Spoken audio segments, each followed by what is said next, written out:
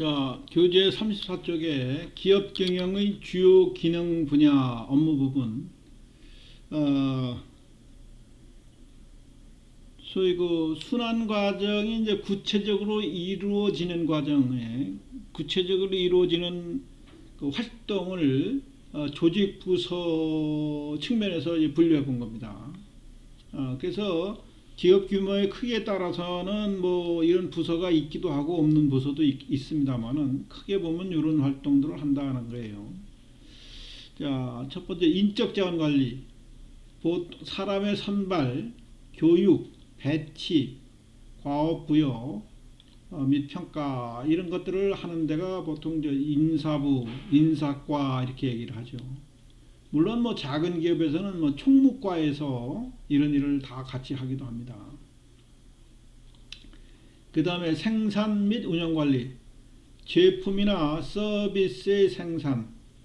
우리가 서비스도 이게 요새 와서는 이제 생산의 개념에 많은 뭐 크게 혼동해야 하죠. 제품만 생산하는 것이 아니라 서비스도 어떻게 잘 만들어야 고객들이 그것을 소비하고 반응하느냐 문제. 그래서 이 서비스도 생산 관리한 부분에서 보여지는 겁니다. 그리고 또 서비스를 어떻게 만들어내느냐, 새로운 제품을 어떻게 만들어내느냐 이런 것들 우리가 창출이라 그래요. 창출. 그래서 이게 생산부 또는 우리가 뭐 공장, 공장, 그죠? 생산 관리 이렇게 말해요. 이건 인적 자원 관리 또는 인사 관리 이렇게 하고요. 이 부분은 우리가 생산 관리라고 해서 하나의 다 학제상 한 과목으로 배울 수 있는 겁니다. 또 그다음 마케팅 관리. 이건 이제 판매와 홍보를 프로모션, 홍보, 광고, 커머셜 하는 거죠. 프로모션, 판매, 세일즈 하는 것들. 우리가 판매부 또는 마케팅 부서, 마케팅부 뭐 이렇게 얘기도 하죠. 이것도 마케팅 관리 또는 마케팅 해가지고 이것도 하나의 학과 과목으로 배우는 거고요. 여기에서도 뭐 소비자 행동론, 뭐 이렇게 여러 가지 마케팅 제품 믹스 이런 것들에 대한 기술적인 부분들을 한 학기 또는 그 이상 거쳐서 배우게 되는 과목이기도 해요. 재무관리는 소위 자금을 소위 조달하고 사용하는 것들을 전체적으로 관리하는 건데, 이게 이제 가정 살림 정도야 뭐 주먹구구식 머릿속에서도 할 수 있지만은 큰 기업의 경우에는 상당히 중요한 게, 그러니까 이것을 잘 못하면은 회사는 잘 되고 있는데도 망하는 경우가 있어요. 이런 경우는 우리가 흑자도산 이런 말을 하거든요. 그래서 우리가 이제 좋은 예로 몇 년 전에 한화그룹에서 소위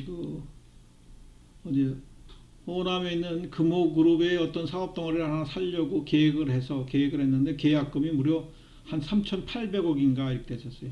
3,800억. 근데 그 계약을 해놓고는 결국 인수를 포기합니다. 계약서 잘못 사인했다가 3,300억이라는 어마어마한 돈을 날려버린 거예요. 한 번에. 또 지금 말하는 금호그룹이 기업을 물론 가족의 문제도 있었지만은 기업 경영에 있어서 인수합병을 하는데 잘못 판단해 가지고 지금 금호그룹 전체가 좀 넘어갈 지경에 있죠. 아시아나 항공도 좀 판다라고 하는 기사가 떴었죠. 근데 지금 좀 알팔리고 있고요. 아시아나 항공에서 택배 사업하는 저기 인수했다가 몇 년 전에 소위 신세계 쪽으로 또 넘겼죠. 이런 것들이 재무관리가 물론 뭐 회사 전체적인 의사결정에 관련되지만 이 자금의 조달과 운영이라는 것이, 조달이라는 것은 뭐 주식을 발행하거나 또는 은행에서 사채를 발행하거나 회사채예요. 또 빌려오거나 예화를 빌려오거나 또 이것을 어디다 투자할 것이냐, 또 주식 투자하는 경우도 있어요. 또 땅을 살 것이냐, 건물을 살 것이냐, 이런 의사결정하는 데 있어서 아주 중요한 문제가 되는 겁니다. 그 다음에는 회계는 이 경영학의 이 많은 부분에서 독립해가지고 회계학이라고 사실 독립해 있어요. 근데 크게 보면은 이 경영학의 한 부분이기도 해요. 물론 그 60년대 이전만 해도 경영학은 다 경제학 속에 있었습니다. 그러니까 경제학이라는 학문 속에서 경영학도 나오고 또 회계학도 나오고 그러는 거예요. 그래서 회계는 기업의 활동을 대상으로 하고 있기 때문에 기업을 잘 알아야 되는 거예요. 그래서 여러분들이 경영학도 배우고 경제학도 배우는 겁니다. 그래서 회계는 공익적인 목적도 있습니다. 그죠? 회계를 누가 조작하거나 하면 그 관련된 그 투자자나 주주들이 큰 손실을 볼 수 있죠. 그래서 이걸 공시하도록 되어 있습니다. 공시하도록. 그래서 공인 회계사가 감시하기도 합니다. 어쨌거나 회계 시스템은 여러분들이 회계학과 뭐 재무회계, 관리회계, 그 원가회계, 또 세무회계 이런 거 다 배워야 돼요. 배울 겁니다. 그래서 이 경영학의 그 전체적인 거에 속하긴 하지만은 또 다루는 기술이나 또는 거기에 적용되는 원칙들은 다른 경영학하고 좀 다르기 때문에 별도의 학문 체계로 나와 있습니다. 회계학. 그러니까 회계학 속에 뭐 회계 원리, 재무회계, 또 원가회계, 관리회계, 세무회계, 뭐 회계 감사 뭐 이런 것들이 들어있는 겁니다. 그 다음에 경영정보 시스템. 경영정보 시스템은 아까 MIS죠. 경영 의사결정에 돕기 위한 구축된 전산정보 시스템이라고 하는 거예요. 이게 이런 정보들이 지금은 다 전산화되어 있죠. 그죠? 그러니까 필요한 부서에서 필요한 정보를 볼 수도 있고 이게 또 체계화되어 있습니다. 이것도 뭐 자세히 배우게 될 것입니다만은 그래서 의사결정에 필요한 정보들을 얼마나 많이 생산해서 필요한 시점에 제공해 주느냐 하는 것이 MIS의 성패에 달려 있는 겁니다. 이것도 MI 시스템이라도 별도 학제 과목으로 관리하기도 하고요. 또 여기에는 안 다루지만 MS라는 것이 있어요. 매니지먼트 사이언스. 경영학에 있어서 그 의사결정에 관련되는 모든 구조를 수리적 모델을 만들어서 이걸 해결하고자 하는 상당히 고난도의 수학 시스템을 도입해서 연구하는 분야가 MS라는 것이 있어요. 매니지먼트 사이언스라는 것들도 있습니다. 자, 그래서 이건 기업에서 이루어지는 부분과 학제상의 부분과 다 관리해서 기업에 따라서는 이 조직이 다 또 더 세분화되어 있는 것도 있고요. 인적자리급에서는 무슨 뭐 총무부도 있고 뭐 인사과도 있고 무슨 과도 있고 뭐 별게 다 있을 수 있어요. 크게 보면 이거는 다 기능적으로는 다 들어있다 하는 얘기예요. 그 다음에 자, 그 35쪽에 이거 그림 1-8을 보면은 지금 방금 한 얘기들을 우리가 그 기업의 사이클과 관련된 기업 관리의 순환 과정과 그 내부적인 문제들을 한 표에 그려놓은 겁니다. 기업은 내부적 이런 큰 환경의 환경 속에서 물론 외부적 환경과 기업 내적인 환경들이 있습니다. 또 이건 뭐 또 자세히 배우게 되지만은 기업의 목표를 달성하기 위해서 이 환경 속에서 전략과 전술을 스트래티지와 스태틱이라 했죠. 이것을 계획을 해서 움직여서 목표를 달성해 가는데 계획 수립을 하는데 계획 수립은 우리가 이제 5장에서 배우게 된다 이런 얘기예요. 그래서 마케팅, 인적자원부서, 재무관리부서, 생산운영관리부서 이게 다 이런 거에 따라 다 계획 수립이 그 기술적 특성이 좀 다르다 그랬죠. 또 회계부서, 경영정보시스템 여기 다 9장, 10장, 11, 12, 13 여기 하나의 그 교과목 하나의 과목을 한 학기당 배울 수 있는 분야라 그랬죠. 회계는 학문을 별도로 떠져 나와 있고요.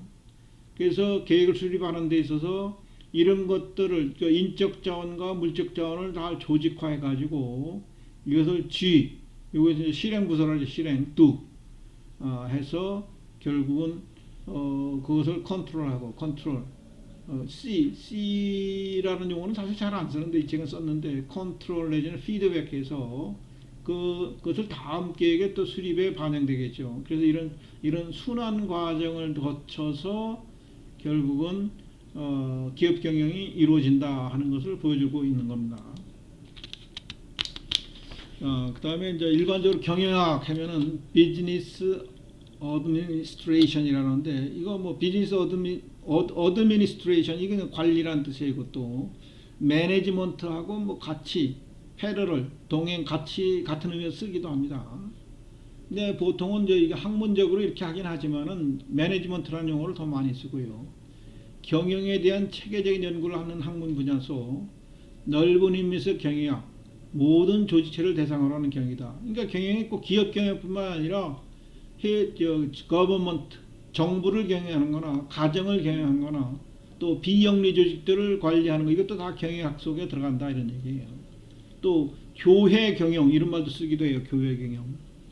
여러분 저기 우리가 회계학도 우리 중세 때 회계학 책을 쓰신 분이 성당의 신부님이에요. 파치올리라고 들어봤을 거예요. 루카 파치올리라는 신부님이 1494년도인가 이 회계 관련된 책을 써요. 물론 그 이전에 중세 때 이태리를 중심으로 한 많은 중세 상인들이 이런 회계 시스템을 쓰고 있었죠. 이것을 집대성한 것이 루카 파치올로의 현대 회계학 복식부기 시스템이 만들어진 거고요. 우리나라도 사실은 독특한 회계 시스템이 있었습니다. 송도북이라고 하고 송도북이 또는 개성북이라고 하는 시스템이 있었는데 일본과 미국 등을 거쳐서 회계학이 들어오면서 이것은 역사적으로 숨어들었습니다. 그러니까 개성 상인들이 쓰던 회계 시스템이 우리가 송도북이라는 것이 있었습니다. 어쨌든 경영의 특징을 보면은 유기체와 같은 조직을 대상으로 하여 실용적인 성격이 강하고요. 목적 달성에 도움이 되는 타학문 분야를 많이 이용합니다. 경제학이나 사회학이나 심리학도 많이 이용돼요. 인류학, 정치학 등의 제반 학문 지식을 응용하고 통합하는 그 학문이기도 합니다. 그래서 이제 본책에서 배우는 것들은 우리 아까 지난주에 우리가 강의 개요를 쭉 설명했죠. 그 내용들이 설명되어 있는 거고요. 우리가 오늘 한 것이 경영학 개요고 그 다음에 1부, 2부, 3부 3부에서 배우는 것은 각 학제의 한 과목들이라 했죠. 하나씩 배울 수 있는 것들. 그 다음에 이제 이 얘기를 그 토론 주제가 항상 소개되고 있는데 그 토론 자료가 여러분들이 꼭 읽어볼 필요가 있습니다. 이게 아주 중요한 얘기예요. 시사성도 있고 아마존과의 경쟁에서 월마트는 어떻게 살아남았을까? 소위 그 월마트라는 것이 우리가 판매 매출장에서는 그 세계 1위 기업이 있었어요. 이 월마트가 모델이 돼서 우리나라에 많은 백화점들이 생겼고 대형 쇼핑센터들이 만들어진 거예요. 세계 또 시어즈 백화점이라고 지금은 망해서 없어졌는데 세계 1위 백화점이 있었습니다. 소위 그 인터넷 환경의 매출 환경이 아마존이 만들어지면서 이런 기업들이 다 위기를 겪고 넘어갔습니다. 망했어요. 그래서 그러나 월마트는 아직도 살아남아 있는데 월마트는 어떻게 해서 살아남았는가 하는 얘기들이 요새 우리나라도 뭐예요? 그 옥션이라든가 많은 인터넷 판매 때문에 대형 마켓들이 위기를 겪고 있죠, 그죠?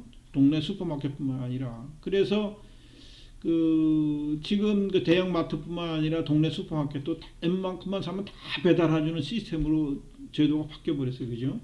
그러다 보니까 우리나라에서 그 배달 회사들이 요기요니 뭐 민족과 뭐 이런 게 가지고 엄청난 배달 회사들이 지금 세계적인 기업으로 성장하고 있습니다.